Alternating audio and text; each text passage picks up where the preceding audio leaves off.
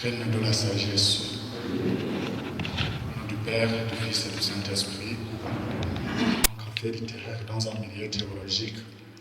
1001 questions taraudent sans doute notre esprit, mais pour le moment, aucune raison de nous faire des raisons de nous inquiéter. Tout simplement, nous allons prêter l'oreille. Et j'espère qu'à la fin, nous aurons passé du pourquoi au pourquoi pas. Pour rester dans les bonnes grâces de cette maison, je demande, avec une insistance particulière, surtout aux exposants, d'observer religieusement le timing. D'ici 17h55, même au milieu de la phrase, nous allons nous arrêter. Et avant d'attaquer le taureau par ses cornes, je me dis que l'alliance franco-burundaise va nous faire sentir le sens de cet événement. Bien à vous, mademoiselle Dalma.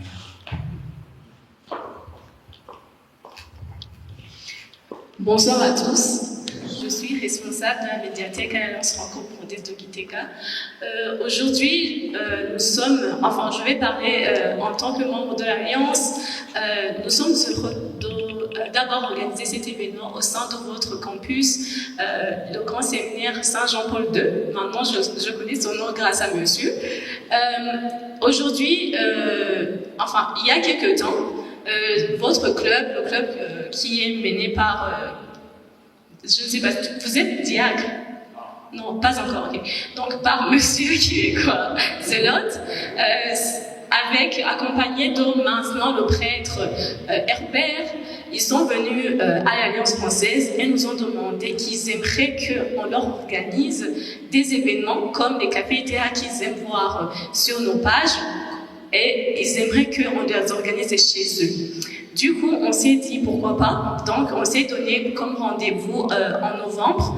Et du coup, nous voilà alors en novembre, aujourd'hui le 28. Du coup, pourquoi est-ce que nous voulions organiser cela? Parce que les cafés littéraires, c'est quelque chose qui regroupe plusieurs membres qui adorent parler de littérature, notamment les personnes qui s'intéressent au français et notamment aussi à la littérature française.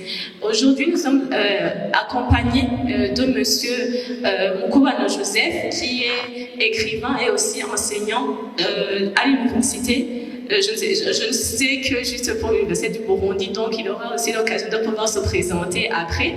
Et aussi, nous sommes accompagnés de monsieur l'abbé François-Xavier Mila-Mheba, aussi qui est écrivain. Et je pense que vous le connaissez très bien parce que aussi il est ancien de ce campus.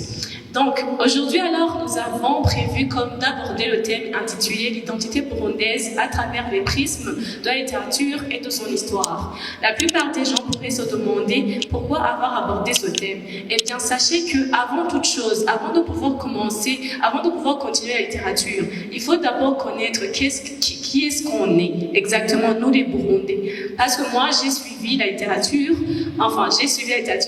française à l'université, mais aussi, on a aussi appris la littérature burundaise d'expression française. Donc, on a compris que nous aussi, Burundais, nous avons aussi notre propre littérature. Nous avons aussi notre propre histoire. Mais la plupart des fois, on dirait que c'est une littérature qui a été tue, une littérature qui n'est pas très connue. Donc, c'est pour cette raison que nous avons invité ces deux panélistes qui vont nous partager leurs connaissances à propos de ce thème. Donc, je vais vous prier de bien les écouter. Donc, ils vont avoir 1 heure pour nous en parler. Et pas juste toute 1 heure, mais je pense que 45 minutes, cela suffira. Et après, vous, cher public, vous aurez aussi le droit de pouvoir poser des questions et aussi de pouvoir émettre vos suggestions à propos de ce qu'ils auront dit, parce que le café littéraire, c'est un échange. Et on voudrait bien qu'on échange entre nous. C'est pour cela qu'on appelle ça Amaya, comme Kirundi. Donc, je pense que je ne vais pas prendre beaucoup plus de temps. On va leur accorder la parole. Après, on pourra continuer par après. Merci beaucoup.